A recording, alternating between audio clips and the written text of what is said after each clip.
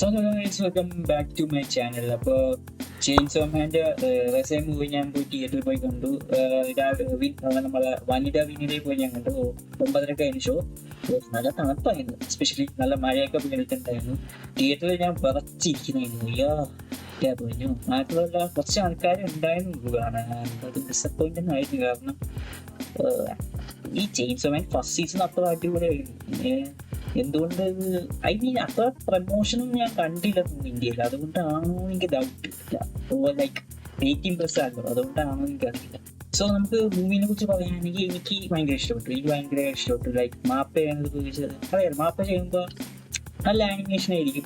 അറിയാം, മ്യൂസിക് ആണെങ്കിലും കൊള്ളായിരുന്നു. ഇൻട്രോ ആയാലും അതേപോലെ നമ്മുടെ അവസാനത്തെ എൻഡിങ്ങിന്റെ മ്യൂസിക്കും. നമ്മൾ ഈ ചെയിൻസോ മാൻ എന്ന് പറയുമ്പോൾ അവര് മ്യൂസിക്കിന് നല്ല ഇമ്പോർട്ടൻസ് കൊടുക്കുന്നുണ്ട്. എന്താ പറയുന്നത്, സിമ്പിൾ ആനിമേഷൻ ആയിരുന്നു. ഇതിൽ 3 ക്യാരക്ടേഴ്സ് ആയിരുന്നു ഇതിൽ മെയിൻ ആയിട്ട് ഈ മൂവിയിൽ കണ്ടത്. ലൈക്ക് ഒന്ന് നമ്മുടെ ദിജി, രണ്ടാമത്തേത്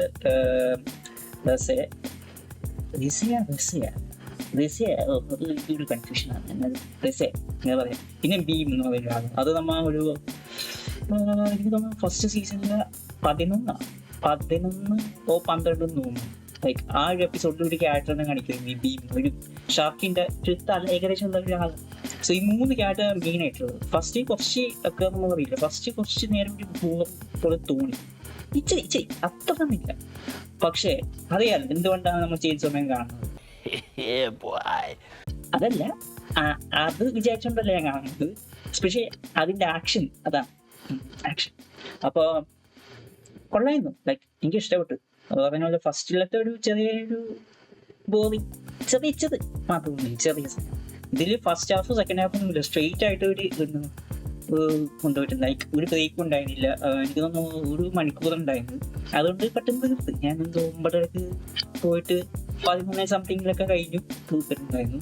ലൈക്ക് ഈ ഒരു അടിപൊളിയാണ്. നിങ്ങൾ മസ്റ്റായിട്ട് വാച്ച് ചെയ്യാൻ നല്ല രസമായിരുന്നു. എനിക്ക് സിമ്പിൾ ആനിമേഷൻ ആയാലും അത്ര കോംപ്ലിക്കേറ്റഡ് കൂൾ ഒക്കെ.